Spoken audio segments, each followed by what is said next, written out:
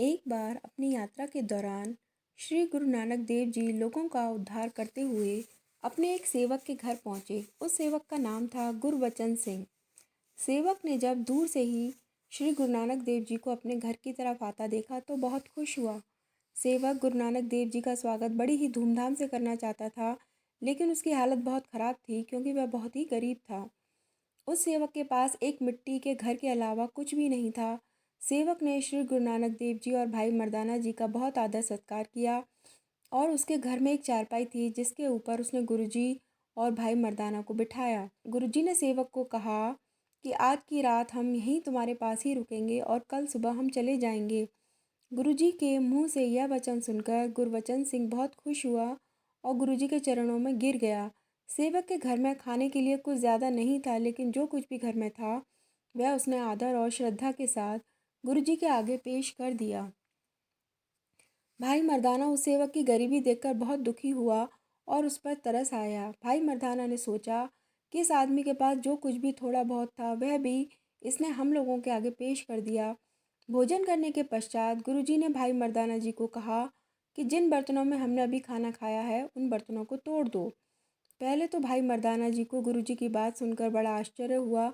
फिर उसने सोचा कि अगर गुरुजी ने यह वचन कहे हैं तो कुछ सोचकर ही कहे होंगे। भाई मर्दाना ने गुरुजी के हुक्म के अनुसार वह सारे बर्तन तोड़ दिए जिसमें उन्होंने खाना खाया था। भाई मर्दाना ने जब बर्तन तोड़ने के बाद सेवक की तरफ देखा तो सेवक ने कहा, मेरे पास जो कुछ भी है गुरुजी का ही है।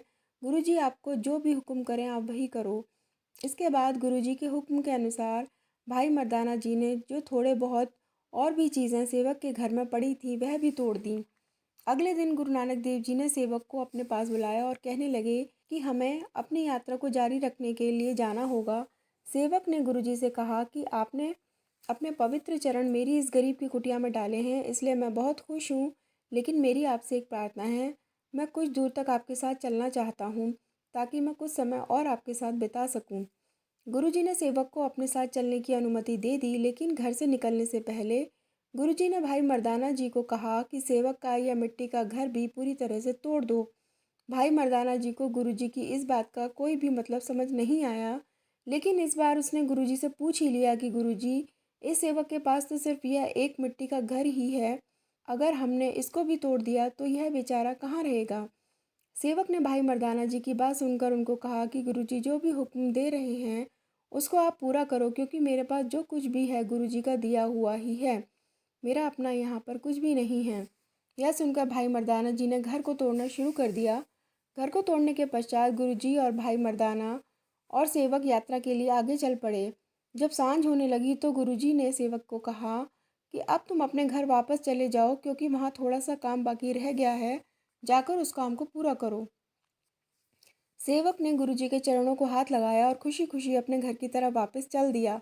जब सेवक अपने घर के पास वापस पहुंचा तो उसने देखा कि 1-2 फीट की दीवार जो अभी तक खड़ी थी, तो उसने सोचा शायद भाई मर्दाना जी इसको गिराना भूल गए हैं, इसलिए गुरुजी ने घर जाकर काम पूरा करने के लिए कहा होगा। सेवक ने गुरुजी का नाम लेकर उस दीवार को भी तोड़ना शुरू कर दिया। जब उसने दीवार को गिराना शुरू किया तो उसने देखा कि दीवार के नीचे जो ज़मीन है वह बहुत ही कमज़ोर है। जब सेवक ने उस जगह को साफ करके देखा तो उसके नीचे एक सोने की खान थी, जिसको देखकर सेवक बहुत खुश हुआ और हैरान भी हुआ कि मैं इतने सालों से एक सोने की खान के ऊपर रह रहा था।